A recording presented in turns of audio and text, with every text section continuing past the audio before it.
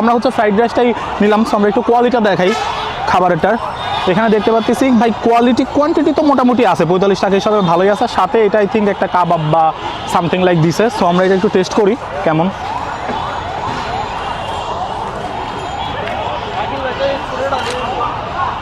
ভাই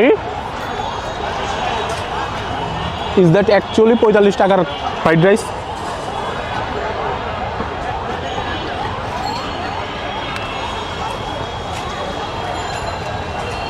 ফ্রাইড রাইসটার মধ্যে চিকেনও দেওয়া আছে। বাই দ্য একটু দেখাই দিই, এত কম টাকা স্টুডেন্টের জন্য এই উদ্যোগটা নেওয়ার জন্য আমি এদেরকে সেলুট জানাচ্ছি। আচ্ছা আমি এটা একটু টেস্ট করবো, এটা কেমন।